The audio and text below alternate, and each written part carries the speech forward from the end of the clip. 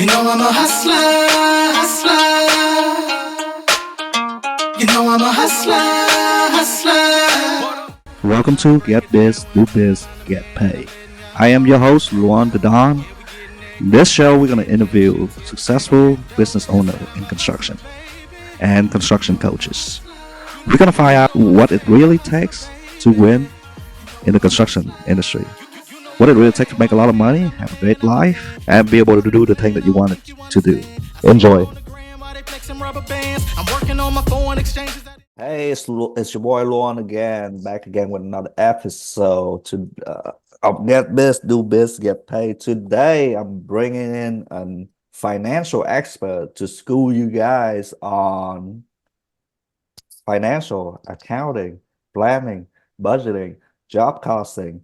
But that's not all. We're going to talk a little bit about, why you even wanting this goal that you're wanting. So we're going to touch a little bit on everything today. But today I have Nate Griffin. He's a home builder, a coffee shop owner. Got it all, man. Multi-entrepreneur.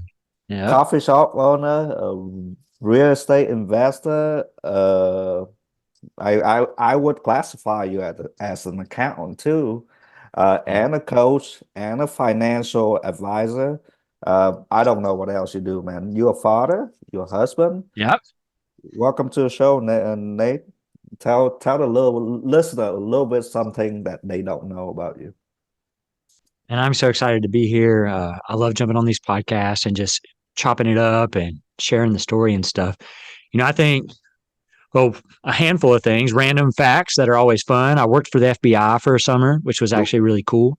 I spent a summer there as a scientist. So I have a master's in chemistry, and I worked there in the DC area for the Counterterrorism and Forensic Science Research Unit, basically doing science experiments on building scent mimics to train cadaver dogs. So dogs that go out and find dead people, trying to teach them how to do that better. And so that was a cool gig. That was, I guess, a critical turning point in my life, because my seat, there's 15,000 applicants that were just as good as me for that seat. And so to be one of that crowd, I think there were like eight seats and like 15 to 20,000 applicants, was pretty cool. But going through security, flashing your badge, getting waved through, like you go from your badass level goes up in those moments, right? Like you're just like, man, I'm cool as shit because I get to come in this building that most people will never see. And so that's a random fun fact about me that most people don't know.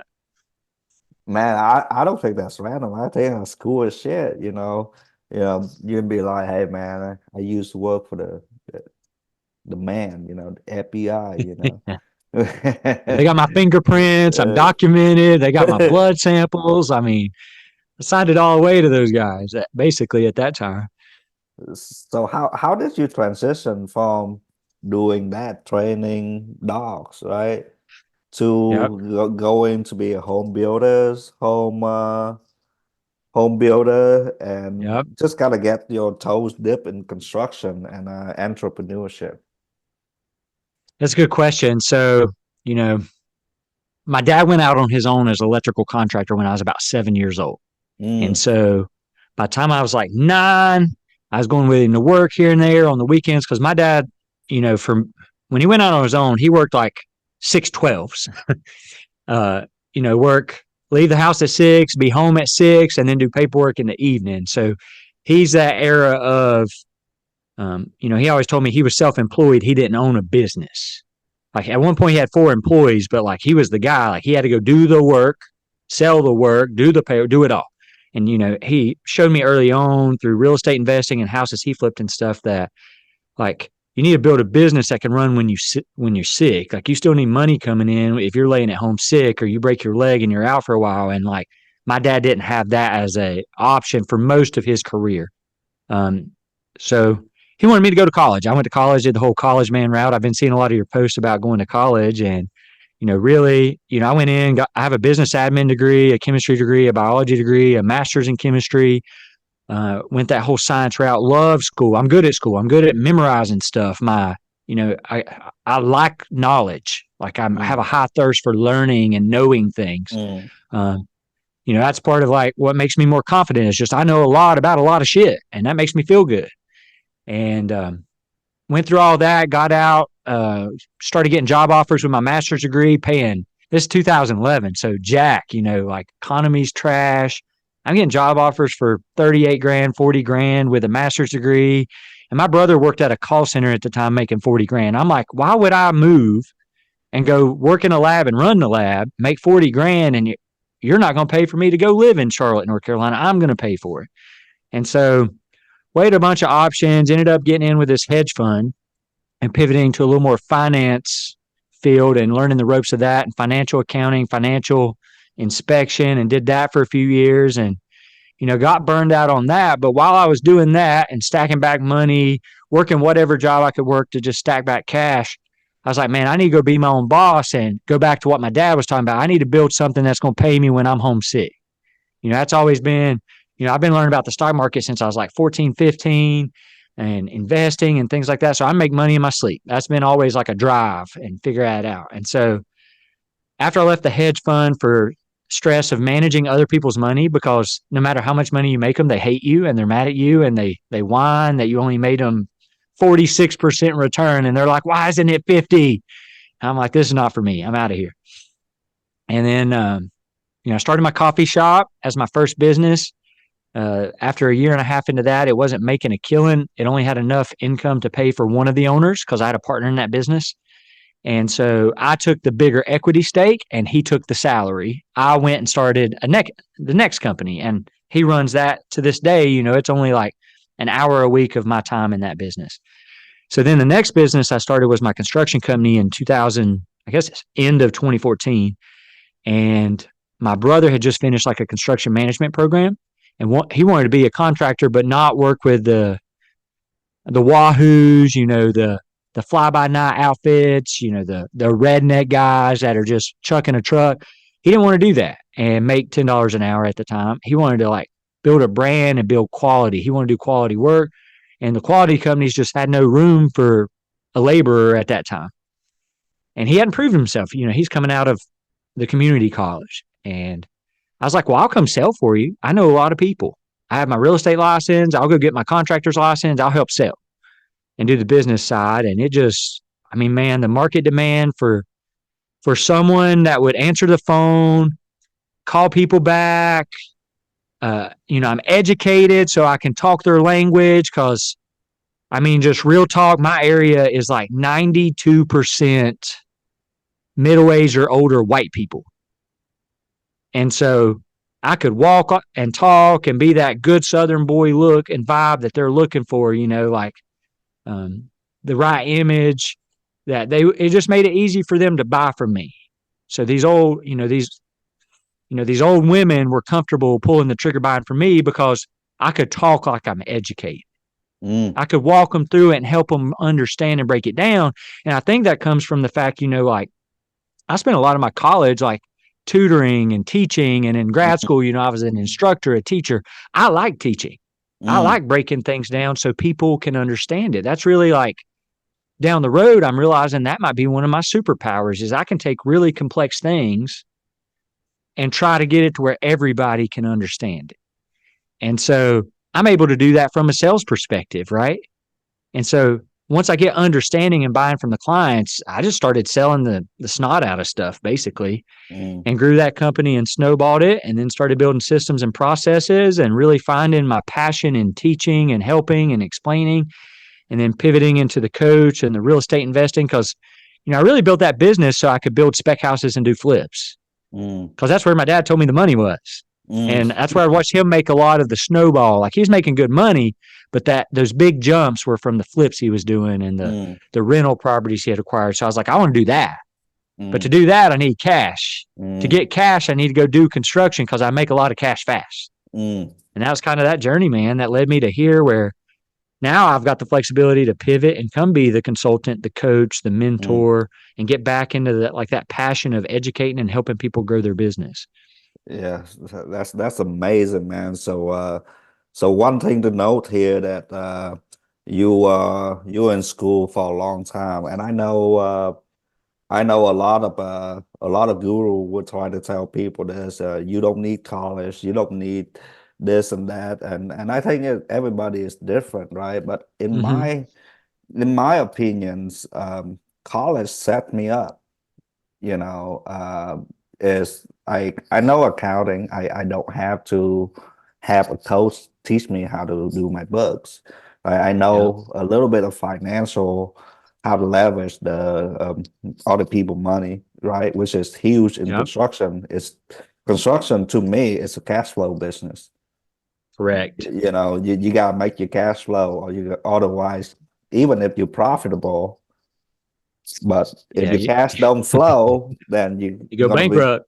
gonna be flipped upside down, you know. And you mentioned something interesting right here is knowing how to talk to people their way, you know, if Mhm. they, you know, so knowing how to present yourself their way, so then they can give you the check, and then Yep. that is my price, right? So and then you mentioned something that I think this is the easiest thing to do in any business that will probably flip people business up, like set them up to the trajectory, is speed to lead, right? Mhm. Right. So in our company, we have a delta from when the phone is answered, Yep. and then when people call them back, or when the form is submitted in, how soon do we reach back to that Yep. client? And the golden the golden the golden time is under 30 seconds. Yeah. Uh, It's important. yeah, and then and I think when I look at people businesses, and I'm like, well, how fast you picking up the phone? Well, you know, we respond within 24 hours. I'm like, you know, that's sometimes that's not fast enough. Yeah. You're on the slow side. Yeah, like try like minutes, like under 10 minutes. How about try under 1 minute? And you will see your business just Mhm. skyrocket it, you know. So that's one important thing that I'm always a big proponent for, speed to lead, because I came from an industry, a casino industry. If you don't pick up that phone, you know who else they're gonna call? They're gonna call the competitor. And if they go over there, you lost all the purse. You lost all the purse of that big whale coming in, and sometimes that's 60 Yep. grand, 80 grand. So they call, you better pick up that phone whenever. Yep. And and this and again, it's just good business practice, right? They teach you this in business school. Business 101, first step of business Yeah. is to answer the phone. That's right. Right? Yeah. So I think going back through that, like the whole college experience for me was it got me away from my hometown and what I like my standard way of thinking and taught me just gave me other perspectives. It taught me how to think and problem solve. I learned a lot about problem solving. Like it's not the literal number, it's the problem solving, the experiences, the building relationships, the clubs, the social dynamics. Like there was so much to that college experience. Like that's what landed me a relationship with a professor at that college is what landed me my job at the FBI. And that job led to the a massive confidence increase that led to me being able to be more confident in everything, in selling, talking, everything. So I think you know, people have to get intentional about using college as a tool to acquire information. I think a lot of people waste it. It's not, um, and be careful with the massive debt. I think that's the other thing people assume, like leverage community college. And there's a lot of stuff out there where you don't have to come out 100 grand in debt for an education. And that's where people, I think, mess up is they get that debt load that makes it where they can't take risks because they have to be making that payment. mm, mm. So good, man, because I I did my first 2 year in community college. I mean, the information is the same, bro. It's the It's the same. same. Accounting 101 is the same at Metro Community College, or it's the same in Harvard. I mean, there ain't nothing that Harvard can put in there to make accounting more precision, It's still the same. or Yeah. make financial investment precision is time value of money, is how you leverage interest, how you use good debt. It's the same information across the board, so the experience might not be the same, but if you're looking like my whole college, like, I didn't even graduate. I quit to start ExCo, but my college, I think like 26 grand altogether. Yeah. It's All in. all in, it's like $200 credit hour or something. So that's really interesting, man. So talk to me a little bit about how important it is for people to plan out their financials a year out.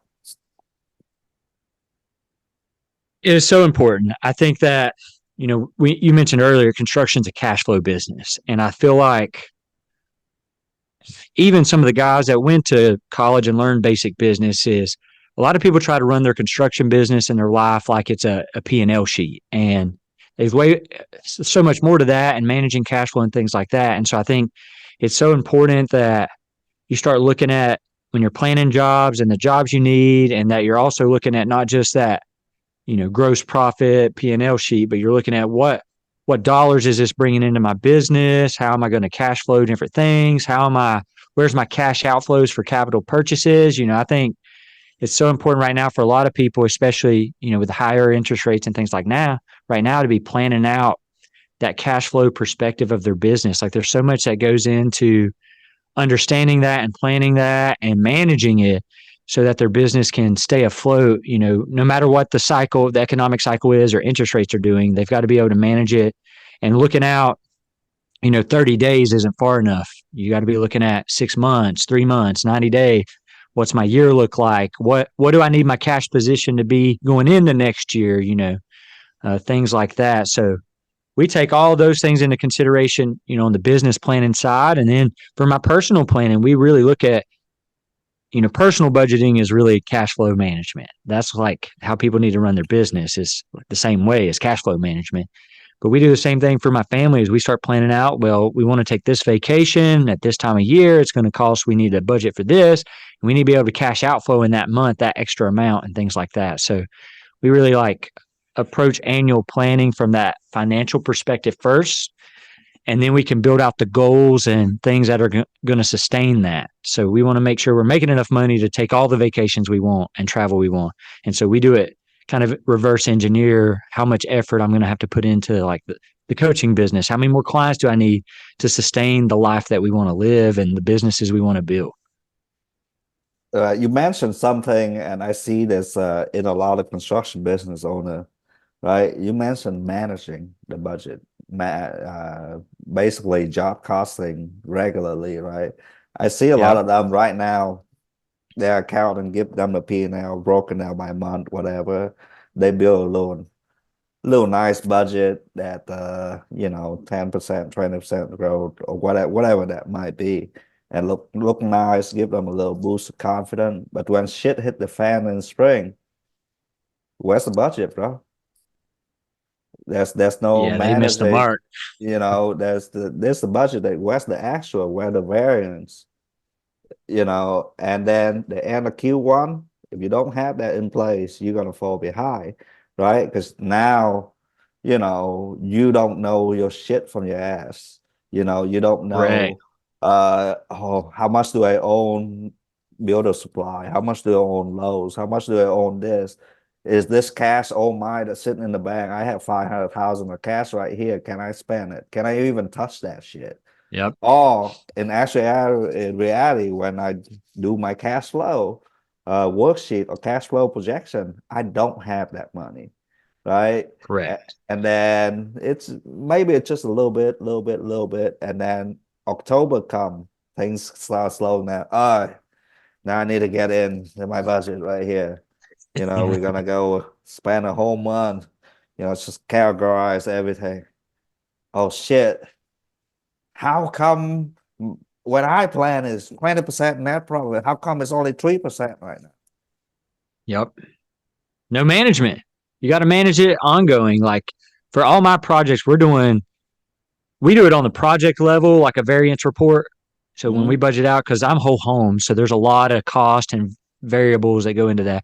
And so we look at every job, and every Friday we're looking at budget versus actual versus remaining projected, and doing a budget variance report. You can actually, you could get to the point where you're so systematized with your budget, and once you've planned it out, that's really all that matters is that budget variance report. If you're looking at on a weekly basis on where your budget's tracking, and you could do the same thing for your personal financing, is a budget variance report is like, here's what we budgeted, here's what we actual, how are we going to fix this and get it back in line? Like, then is the budget wrong? Were we overspending? Do we need to make more money? Like, if you have that data, you can ask the question, but we have to do it constantly. We have to be doing it on a regular interval, because the way most people run their cash flow and their businesses and everything, their life, is we kind of have a plan for the year in January, and then we just do business, collect as much as we can.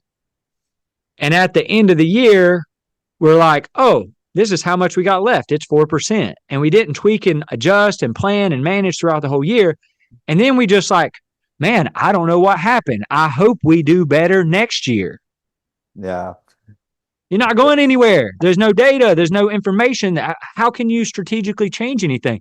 Versus if you're looking at it on a weekly basis and you're making adjustments on each job and you're making these little micro tweaks, like all that's getting you, I guess, closer to that ideal budget and job cost and understanding, so that you know where your pricing is. And then it's a lot easier to make adjustments when, Trex comes in with a 20% price increase or whatever, if you don't have the data, you're like, well, I don't know what that means. Do I raise all my price 20%?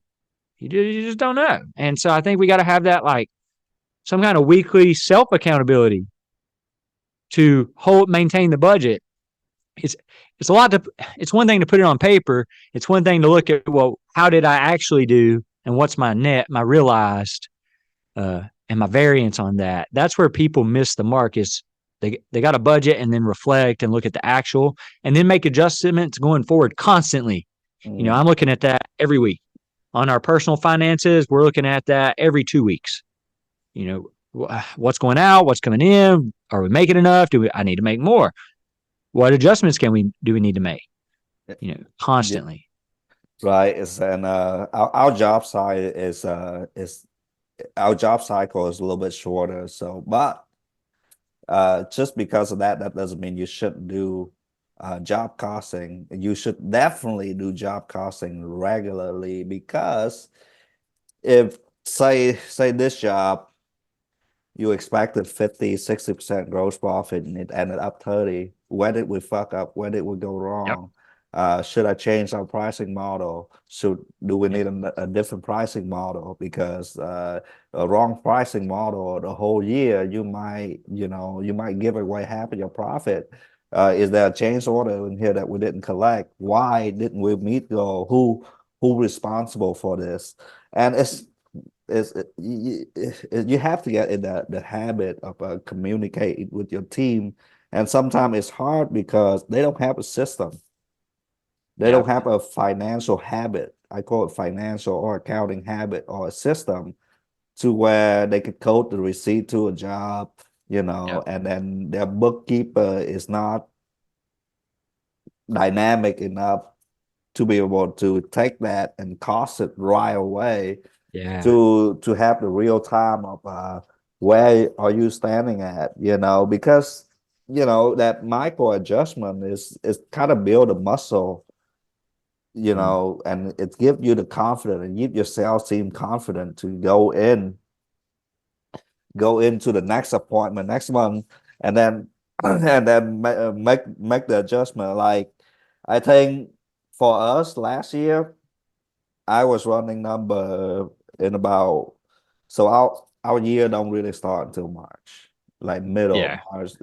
So I was running number in the middle of May, and we were having another sales guy on the team, and I mean, our number was shit. I mean, we were about 10% net profit, 5-10% net profit. But then the adjustment, what made right away, I disciplined the sales guy, couldn't discipline him, so I fired him. right? And then the margin, right? Yep. By May, I was negative. But June, July, August, September, the adjustment were made, and then we ended up, I think, at about 17.8% net profit. But if I would just Yeah. let the sales guy run wild, it could very easily be a negative downturn, you know, Yeah, you from have to catch it constantly. You can't wait on the accountant to send you information at the end of the year and then make adjustments. It's too late. You've already burned the ship. and uh and this is like I want people to understand how crucial it is to get some sort of financial education. A CFO in a company, in a mid-sized company, probably around 20-30 million dollars, they make about 150,000 a year. Okay. Yep. Even if you pay for a fractional CFO, it's 3 grand a year. They're not responsible for your shit. They are, but they aren't. Correct. They aren't. If you don't turn receipt in, they're not gonna care. I mean, it's not their job, Yeah, they're a right? service. You know, it's not their job to to to be on top of, hey, I need the receipt. Ultimately, that's your problem. And most people don't 100%. understand that you are the CFO of your company. You. It's not, you don't have an accounting problem. You have a you problem. Yeah. I tell my clients that all the time. Like, I don't care what accountant you go hire, what bookkeeper you hire. If you don't have a baseline financial intelligence, you won't even know if they're messing up. Like, you're just flying blind. Like, you need, even if someone else is doing the task and putting in the receipts and all that, if you don't know how to look at the data and make a decision, you're flying blind. Like, you're trusting somebody with everything you own, basically, at that point. And that's Oh, not a way to be a CEO of the company. oh, everything you own, everything you own. So going back to that is I'm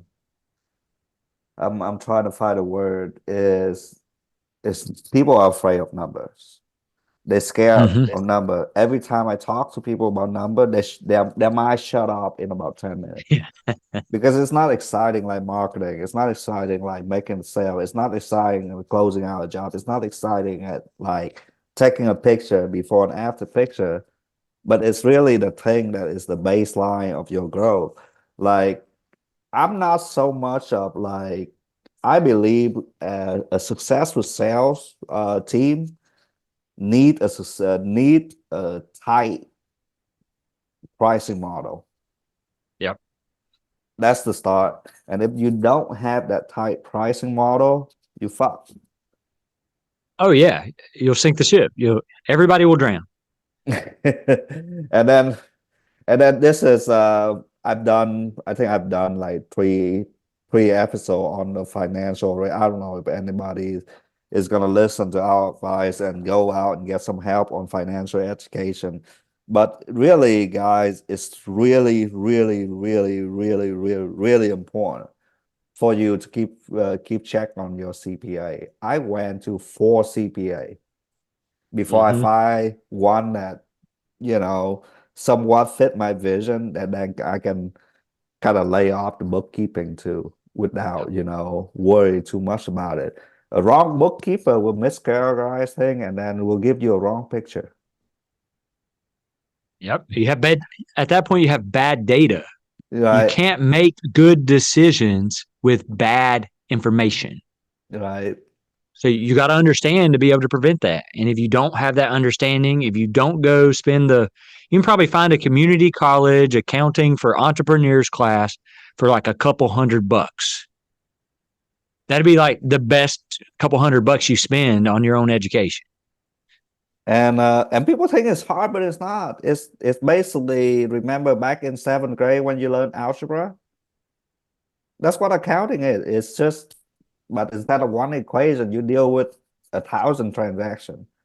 That's Yeah. it. That's literally what accounting is. It's just built on top of your algebraic ability. So, and then most people will be surprised if they actually take one course of accounting, like, oh man, this is not hard. Yeah. Yeah, this It's shit really is, not. It's pretty straightforward. it's you put in a certain amount of data and it spit out a certain amount of data. There's no, if you, even if you fat, you skinny, you black, you white, you enter this set number, it will shit out this set number. But you have to enter it. You Yep. have It to, has to be on the input side. you know, but that's I fell in love with accounting in college. Like I'm like, you know what? I can read the profit and loss. I could read the balance sheet, and I can see where people make funny move, Yep. we study about Enron. I don't know if you know Enron, Yep. I know about the Enron, the Ponzi the schemes, and the collapsing of that. There's some funny accountant, yeah. that managing, basically multi-billion dollar company that was not multi-million dollar company by inflating a bunch of shit. But those are the kind of thing that I think is so crucial for business owner to go get educated on. I mean, please, for the love of God, like take some online class.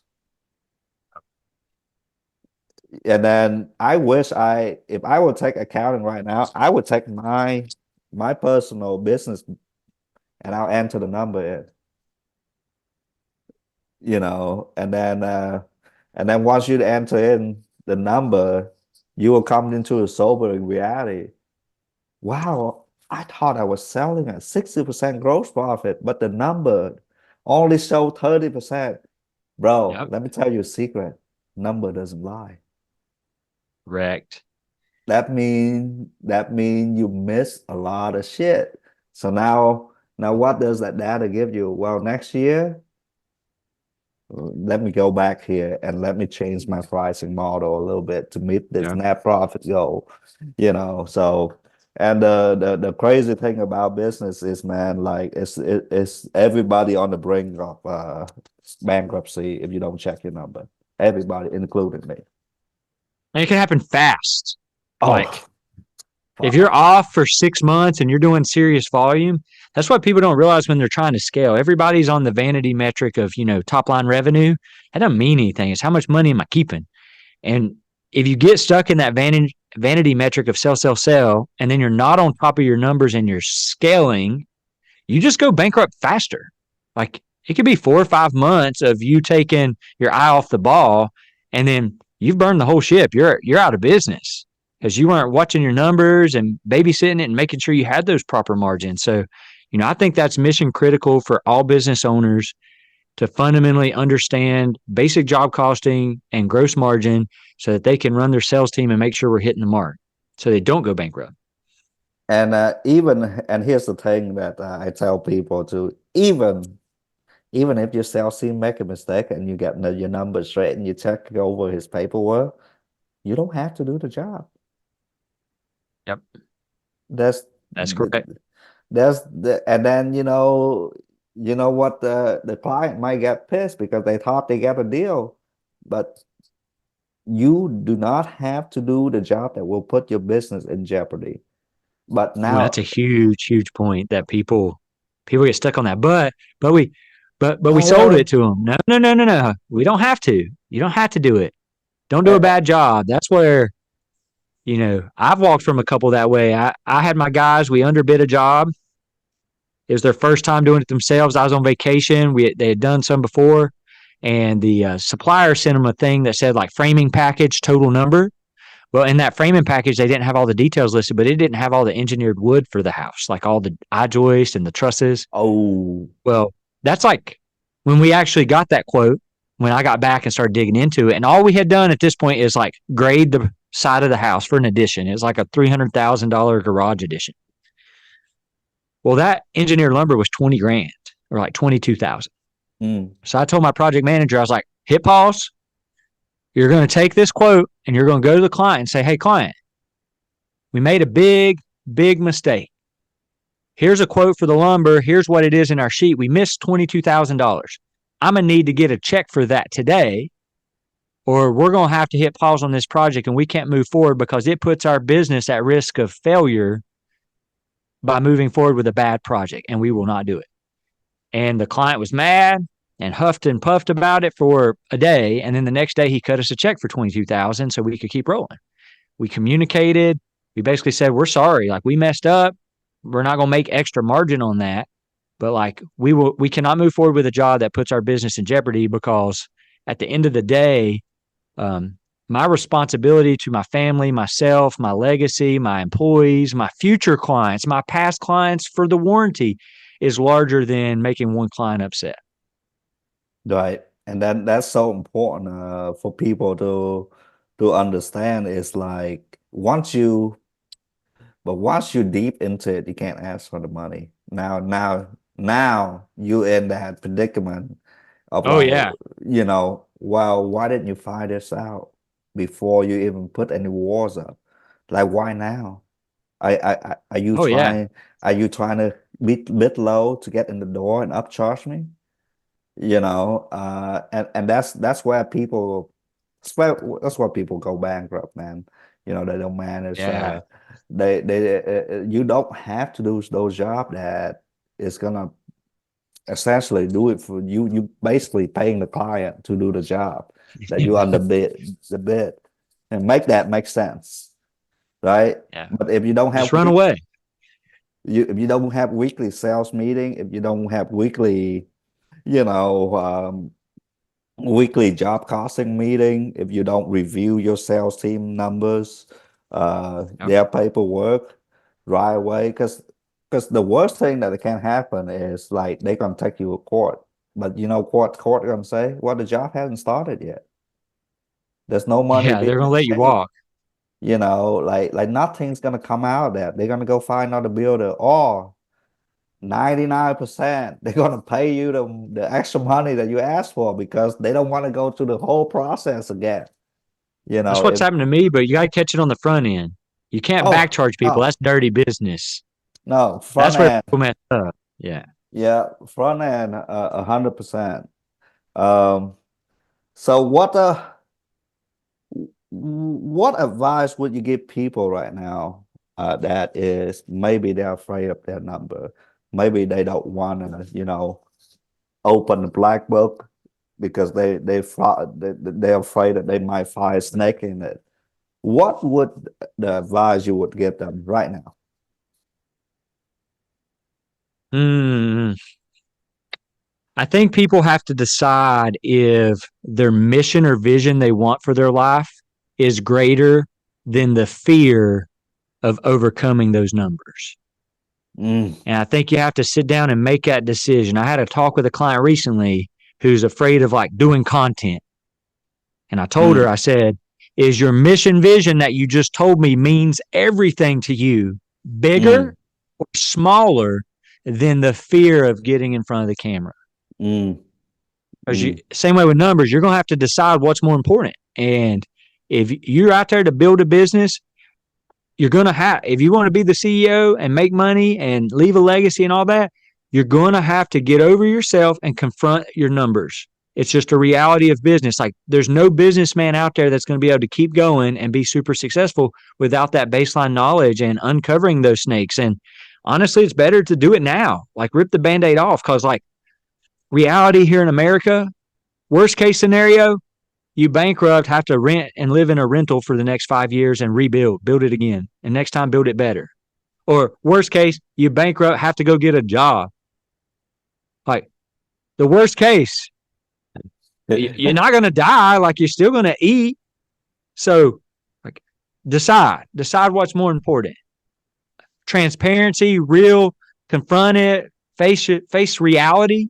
So a lot of times it's a reality check, because people are running forward and selling, and it's a mirage, it's an image, it's fake, they don't know what's real. And so they got to decide, is the mission vision of where they want to be, that business owner, bigger than the fear of facing all those numbers? And if you can get clear there and understand that like what I'm building is bigger than myself, my own ego and my own pain, it's a lot easier to take those steps and go take that class with freshmen at the community college. Get over yourself. Like, the mission's bigger. And I think if you can do that, you can conquer and work through all that and start getting clear and start building a business that's sustainable, that has sustainable cash flow and stuff like that. But you're going to have to decide what's bigger, the fear, being able to face that fear, or the mission. Right. And then and I like, guys, this class, there's maybe some Dunning-Kruger effect for me, but this class is not hard. It doesn't require a bunch of time from you. If you want to do online, that's fine. If you want to go to a college class, it's once or twice a week. It's an hour class. So it's not Yeah, so you 2 hours a week. 2 hours a week. You go into the classroom, they throw you some fake number that, and the more, like, to me, going to take the class, like going to coaching, it just gives you space to work Yeah. on the problem. And the accounting problem, you can't just work on it for 1 hour. So basically you paying there to have some space where you can learn the number, right? Like to the point where you go in, you sell a deck, you know exactly down to the dollar how much you're making on that job. And there's maybe a little bit of variance in there, 1 to 2% either way, Yep. based on how you manage that job. But like, it shouldn't be more than 10%. It shouldn't be more than Yeah. 5%. It shouldn't be more than 3%. 1 to 2% is where you want to be. But to be able to do that, you need accurate. You need Mhm. you need to know how to read accurate information. Um, Yeah, maybe that's huge. yeah. And then learn a little bit about the tax game too, so you don't get blindsided by the IRS.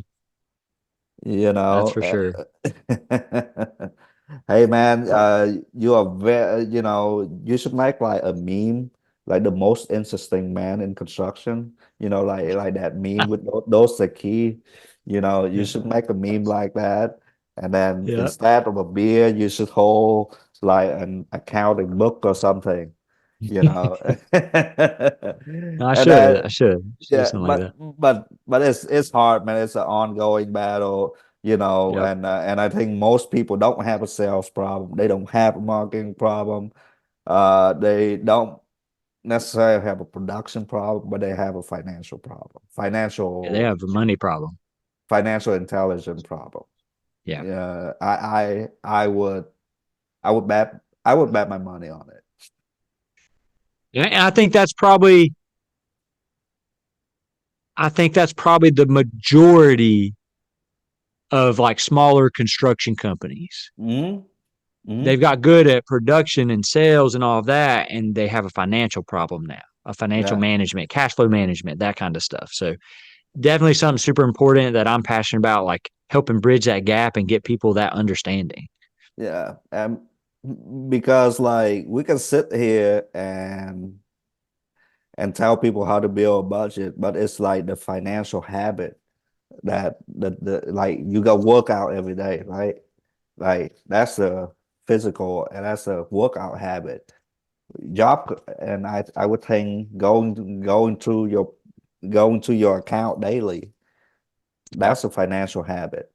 Shit, make it daily, not weekly. Every day, look at all your shit, enter in the Hmm. number, and you don't even have to start out in the business. Start out your personal. Yep. It applies Your, there too. start out in your personal, so the number is a little bit smaller. So then you can get a whole understand of microcosm of money in, money out. So man, Well, the goal is that you hit that point that, like, for your business when you're scaling, that you can look at like a KPI for you guys could be like, you know, what's our, on the last 5 jobs, what's our average variance? mm, You know, mm, like you don't even need, once you've dialed in the system and you know your numbers, you don't have to go dig into every job. You just got to start digging into anything. Like if our average variance is 3%, well, I'm not going to go dig through it until it exceeds that. So then every job over that average variance, we pull mm, that file and we dig into it. mm, That's how like a lot of roofing companies run that do high volume, is you only look at the bad apples and figure out mm, how you can fix it and do better. But you can't identify the bad apple if you don't have standards in place and the systems and understand average variance. So it's all fundamental to get you to that place where it's not that you're taking the eye off, but you're systematizing it in a way that you know what to be looking for. The ones that are, outside of the standard. So last thing before we wrap up this to me it's interesting to talk about number, but most people by this time we might have one or two listeners. Yeah, I'm calling you out. Whoever listening to this, talk to me about collection. How important it is to collect your money. Really, collecting money's the lifeblood.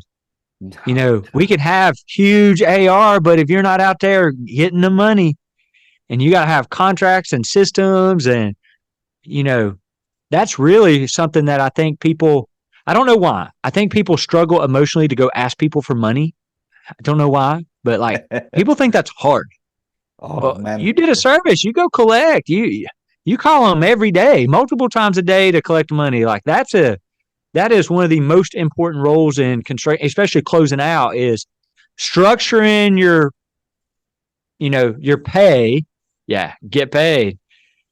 You got to structure it in a way that you stay cash flow positive, your collections, and then make sure you close out and collect. I see so many people that have so much AR over 90 days outstanding. Like once it's over 90 days, you're not collecting that money. It's very hard.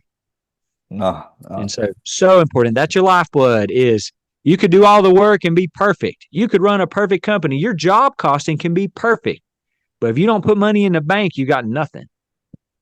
So if I want to leave the listener with one of the thing that I add to my contract. Now this is it works because next is a slower cycle, but I think it can apply to any vertical in construction. Last payment is due upon completion, and if the next is usable, right? Yeah. Right. The payment is due. If is there any callback or any service issue, then it's a warranty issue, right? And then after 7 days, slap the maximum interest that your state allow on there, right? Yep. And It's called then substantial completion is what we call it here. If it's usable, you owe me money, full right. payment. And then any issue, it's a callback. It's a warranty issue, right? And then have a lien ready, a lien notice ready.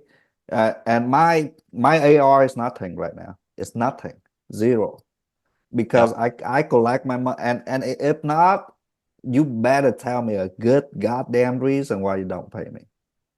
Correct. A good guy, because I work with people, right? Like we're not out here like being mafia on people, but we work with people, right? But at the end of the day, don't fuck with my motherfucking money. Mm-hmm. That's your livelihood, your bread. You gotta have it. Man, I was talking to one of the roofing construction owner. He had 94,000 in account receivable. I mean, that's half your profit for the year, bro. Like that's why he's like, I'm looking for some other vertical where I can do more retail than insurance work. Because like now they can't, like he's tired. He can't collect, the money will come eventually. Yeah. But you go broke in the process. Right. But like what's you gonna, okay, you can take there's invoice factoring company out there, but you're not getting 94, you're getting fucking 80. They're taking the risk. Yeah. So all right, man, it's been great. It's been a great episode. Thank you for coming on and sharing your knowledge with us, and keep in touch, man. Yeah, man, I'll be around, and if anybody needs to hit me up, just reach out on social. I'd love to connect with your audience and stay in touch and help people figure out this whole financial game. All right, man. Appreciate you, bro. I'm a hustler. I'm a hustler. Thank you so much for tuning in. If you find this episode helpful or if it changed your life in a positive way in any manner, please share with another friend, tell another friend about this podcast, or even contact me if you're a construction business owner that have a great story to tell. Please do contact me. Again, thank you. Until next time. I'm working on my foreign exchanges.